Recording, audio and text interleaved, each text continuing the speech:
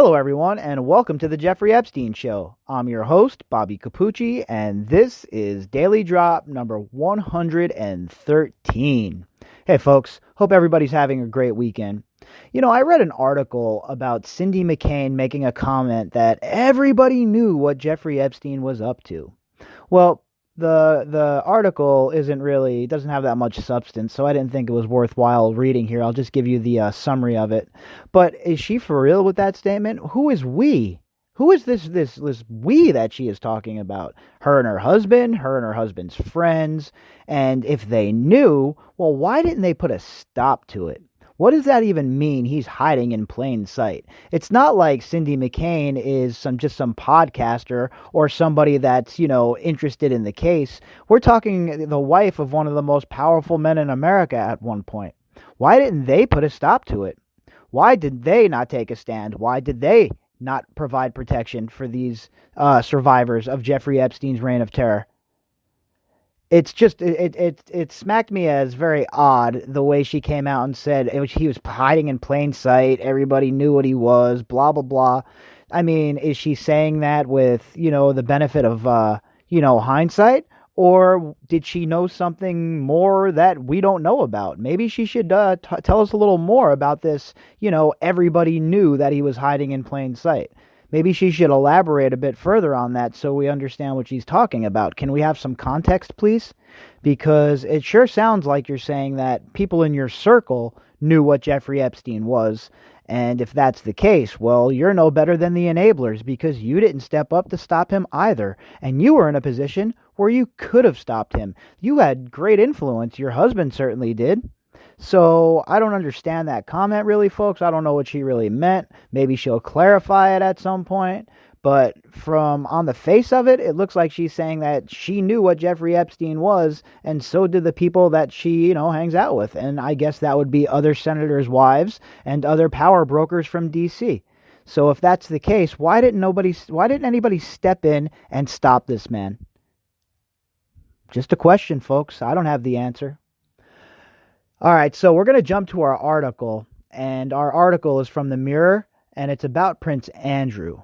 But before we do that, if you'd like to contact me, you can do that at bobbycapucci@protonmail.com. That's BOBBYCAPUCCI@protonmail.com. All right, so this article is from the Mirror, and the headline is, Prince Andrew had visits from Ghislaine Maxwell 4 times a day, says ex-protection officer. Well, isn't that nice? Isn't it nice that Prince Andrew and Miss Ghislaine are so chummy, or were so chummy? Are they still so chummy? We don't know. Probably. But isn't it nice that they were just such close friends? This article was written by Patrick Hill, and it was published on January 25th of 2020. Make sure you guys click on the article, the hyperlink inside of the description box. There's some pictures and stuff like that in here. All right, so to the article. Ghislaine Maxwell was so close to Prince Andrew, she visited him at Buckingham Palace up to 4 times a day, an ex-cop claims. 4 times a day? What could you possibly have to talk about 4 times a day? You're just doing the pop-in over at Buckingham Palace 4 times a day like it's no big deal.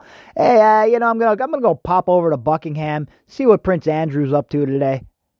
And then we're supposed to believe that you weren't really that close? Yeah, right. Sorry.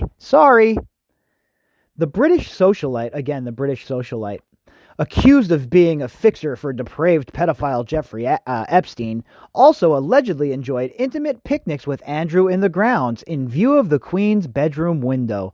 Oh, God, how disgusting. And again, British socialite? Sorry, no, we're going to call her what she is.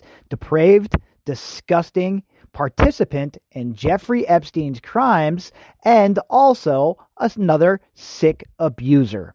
That's what she is. And as far as her little picnics with Andrew in the view of the Queen's bedroom window, could that be any more disgusting? All right. Andrew knew exactly what Ghislaine Maxwell was. Had her over there at his mom's house, sneaking her in the bedroom window. They're having a little picnic outside while Mummy's away. What is even going on here? Is Prince Andrew developmentally challenged or something? Honestly, folks, I'm not even trying to be a wise guy for the first time in my life. I truly wonder, is this guy does he have CTE? Did he get, instead of, having PTSD from being shot at in the Falkland Islands, did maybe he get smashed in the head? Now he has CTE and, he's going the Antonio Brown route? Or, what's the deal with this cat? He's a very odd dude. He's a very odd dude. The revelations by former Met cop Paul Page, who was a protection officer for Andrew from 1998 to 2004, come as the prince faces further scrutiny over his relationship with Epstein. Yeah, he's going to continue to face scrutiny until he comes forward and speaks to the authorities. Why is he waiting to be subpoenaed? Why doesn't he come forward? Why doesn't he give a voluntary statement and put this all to bed? If it was me or if it was you, I'm pretty sure you'd be yelling from any sort of mountaintop you could get your feet on that you had nothing to do with this. But no, instead he hides behind Mummy. They give us these canned statements. He does the one interview, and then he goes and runs away and hides from the media and hides from the public. The guy's an absolute clown, folks. An absolute clown, and he needs to be brought to justice. Mr. Page said, the first occasion I had cause to meet Ghislaine was when the privy purse phoned down and said, we've got a guest coming for Andrew, but the name is not to be entered in the book. That was about 2001. And why shouldn't the name be entered in the book? I thought she was a British socialite. I thought that she was part of the upper crust. Why is it that she is not named in the book? I don't understand that, folks. What are you trying to hide? What are you trying to hide, princey Andrew? She turned up in a chauffeur-driven Range Rover and we let her in. Half an hour after that, me and my colleague walked through the garden to go back to the police lodge, and he was having a picnic with her by the summer house, opposite the Queen's bedroom window. One of my colleagues saw her come in and out of the palace 4 times in one day.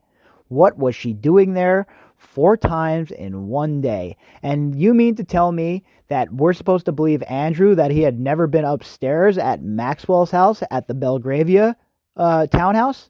We're supposed to believe that, but you guys are so close. She's coming over to Mummy's house up to 4 times in one day, and you guys are having a goddamn picnic? I mean, are you kidding me right now? Are you kidding me right now with this nonsense? Nobody believes anything this guy says, right? I know nobody listening to this podcast believes it, but nobody can possibly believe what this guy has to say at this point. Maxwell, 58, has known Andrew decades. She is accused of recruiting girls for U.S. financier Epstein's sex trafficking network, but denies any wrongdoing. U.S. financier? How about U.S. pedophile?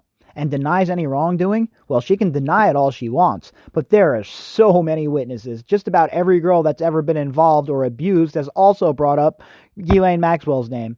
How she's escaped punishment is beyond me, folks. It's almost like she's being protected by somebody, but that couldn't be possible, right? That would never happen in America. That would never happen in the Western world. Somebody like this would never be protected by a government, right? Right? Accuser Virginia Roberts says she was trafficked to London and had sex with Andrew at Maxwell's home in March 2001 when she was 17. Andrew also strenuously denies any wrongdoing. The FBI is still probing Epstein's crimes, and it is believed Andrew would be questioned if he steps on U.S. soil. So they have enough of an interest of talking to him that if he stepped on U.S. soil, he'd have to be questioned, but not enough interest to question him over in England. Why? Because he was born a royal? So that gives him the ability to abuse and destroy people's lives just because he was born a royal? It's an absolute joke. It's an absolute joke, folks, all right? The guy puts his socks on the same way as you or I do, and he's nothing special. Nothing at all. But Mr. Page played down the talk of a grilling, saying, I don't think anything is going to happen. There's no evidence that I can see that's going to come to light that can put him in the frame. Even if the FBI requests information from the Royal Protection Command, they will get a big fat no. Well, that's so nice of them, isn't it? You know, my British friends, and I love, I love England and one of our biggest allies here in America, but I don't think that would be a very prudent move at this point with Brexit. Now, I think that if America would request this, and I think that if America provided the right amount of evidence and the proper amount of evidence, I don't think that the English would stand in the way of America talking to Andrew, folks. I truly believe that if the evidence was there, if they provided whatever documentation that the English required, I think that the English people would demand that Andrew had to speak to them, right? I would think so. But then again, I don't have my finger on the pulse of England, folks. It's not, something that I really pay attention to as far as, what's going on politically there, besides the stuff you see in the news as far as like Brexit and stuff like that. I'm certainly no expert about England, and I would like to think that the people would demand that I guess what I'm trying to say is the optics would be terrible if the FBI demanded that, they get to talk to Andrew and then they were denied. You would think that that would look really bad and that the English people would freak out about something like that. And from the English folks that I talk to that listen to the show, there is no way in hell they'd be okay with that. They're not going to get any documentation from the British police in terms of Prince Andrew's movements or anything else. If his legal team thought there was any possibility of indictments coming his way, they'd have shut the idea of doing the TV interview down. So he must have had some guarantees that this isn't going anywhere to publicly speak. Protection. Mr. Page added that Andrew is now trying to distance himself from Ghislaine. He said he's obviously been advised to. She's not going to be afforded the same protection as Andrew in terms of the FBI investigation. But I can't see that Ghislaine is going to give any information against Andrew. I just can't see it. You know what? I don't know about this Mr. Page guy. I don't think he understands what's going to happen to Ghislaine Maxwell if she gets caught up here.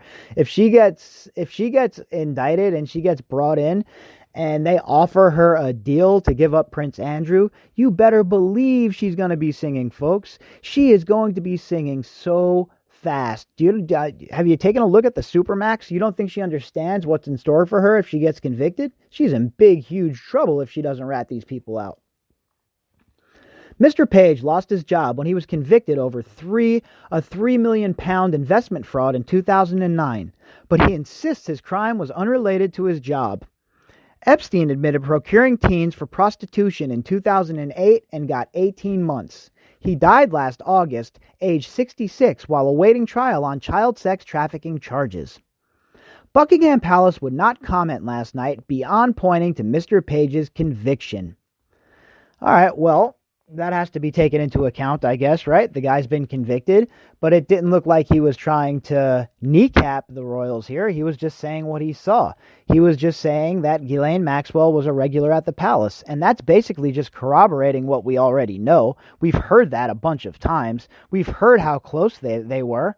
And is it that big of a stretch of the imagination that they would be so close? Remember who her father was, folks. Remember the circles that Robert Maxwell ran in before he passed away. Robert Maxwell was a very, very, very, very powerful media mogul, a very powerful man. And not only that, we also know that he had ties to the underworld, and he had ties to intelligence agencies, and, so we know that she comes from a place of power, a place of prestige, and we know that these people all run together. They're all fellow travelers. So to think that just because this man has been convicted of financial crimes, that he's lying about Ghislaine Maxwell going to the Buckingham Palace up to 4 times a day and having a picnic with old Handsy Andy, well, I don't know how that has any correlation, but okay, I guess if that's the way you're going to go with it. I mean, the palace just looks bad in my opinion. All of their denials, all of their just canned statements. Really? This is the royalty of England? This is the way that they're conducting themselves? Ay, folks. What a roller coaster ride this case is. Every day it's something new. Every day it's a little bit of information trickling out. And if we didn't document it every day the way we do, how much of it would get lost in the sauce? Only the most ardent people who are crazy about this case would be able to keep up. But what they didn't count on were content creators, independent journalists, people that were not going to let this case die. And that's what we're going to do. We're going to keep bringing these stories. We're going to keep, covering this case every single day. Today was 113 straight daily drops, folks. 113 straight days without missing an update. At least one podcast for 113 straight days. So let's bring it. I'm ready to keep going. We're gonna keep rocking. We're gonna keep bringing the articles to you folks, and we're gonna keep being outraged as we read them together, right?